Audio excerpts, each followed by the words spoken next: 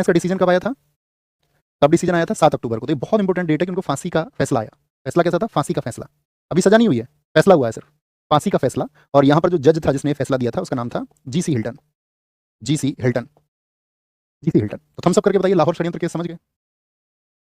भैया आपसे एक सवाल है, मैंने आपके सुझाव से गुलामगिरी किताब पढ़ी है और कमेंट ऊपर चला गया भाई, अभी हाँ है नहीं है, मैं बुला लेता हूँ एक बार।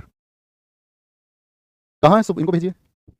लाहौर कॉन्स्पायरेसी केस 10 जुलाई को शुरू हुआ और 7 अक्टूबर 1930 को उसमें फैसला आया और फैसला क्या था? फांसी का फैसला था। अब यहाँ पर बहुत सारी चीज़ें आपने सुनी होंगी कि उन्होंने बोला कि भाई उनके पिताजी चाहते थे कि अपना अपील करें, लेकिन भगत सिंह तो अपील करने के पक्ष में नहीं थे। अब आपको यहाँ ध्यान से समझना पड़ेगा, एक बारीक अंतर आ जाएगा। एक तो वो पक्ष की गांधी जी ने भगत सिंह को क्यों नहीं बचाया, ये बड़ा एक कॉमन सा प्रश्न है और आप में से कितने लोगों का प्रश्न होगा, जरा आप बताएं, बताएं फटाफट से। तो आप कहेंगे बहुत लोगों का प्रश्न होगा। तो एक तो वो प्रश्न है, तो उस प्रश्न का जवाब क्या हो, तो वो प्रश्न एकदम से निराधार प्रश्न है कि गांधी जी ने भगत सिंह जी को क्यों नहीं बचाया। क्योंकि इसके लिए जानना पड़ेगा आपको भगत सिंह क्या चाहते थे, वॉट भगत सिंह वांट, उनकी क्या इच्छाएं थी। जब उनके पिताजी ने एक ट्रिब्यून को पत्र लिख दिया, उसको हम पढ़ना चाहेंगे, इंडेक्स देख के एक बार बताएंगे कहाँ पर है। हाँ, तो उससे आपको ये मतलब महसूस होगा कि स्वयं भगत सिंह क्या चाहते थे।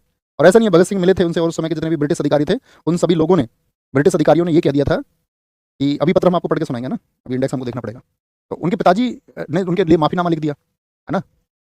और ऐसा नहीं था कि भाई गांधी जी भी नहीं मिले, गांधी जी भी मिले थे, गांधी जी ने भी पत्र लिखा। तो उसमें ब्रिटिश अधिकारी जितने भी थे उन सब ने अपने सस्पेंशन की बात कर दी थी कि हम सब रिजाइन कर देंगे, हम सब इस्तीफा दे देंगे, हम स्वयं सस्पेंड हो जाएंगे सारे लोग। तो ब्रिटिश सरकार पर भी एक दबाव था और साथ में गांधी जी के भी सिद्धांत है हिंसा और अहिंसा के, अहिंसा का सिद्धांत था ना गांधी जी का। तो गांधी जी वैसे भी खुले तौर पर, लेकिन फिर भी उन्होंने विचार करने को इस बारे में जरूर बोला था इरविन समझौते के दौरान, क्योंकि खुद इरविन ने इस बात को एक्सेप्ट किया था कि हाँ गांधी जी ने एक बार इसके बारे में बात की थी। और गांधी जी ने कहा था कि अभी तुरंत में आपका उस समय कराची अधिवेशन भी होना था, कि कराची अधिवेशन भी होना है, तो देख लीजिए सारी चीज़ें कैसे होंगी। 2 दिन बाद ही फिर कराची अधिवेशन की तैयारियां शुरू हो गई थी 23 मार्च के। तो अभी ये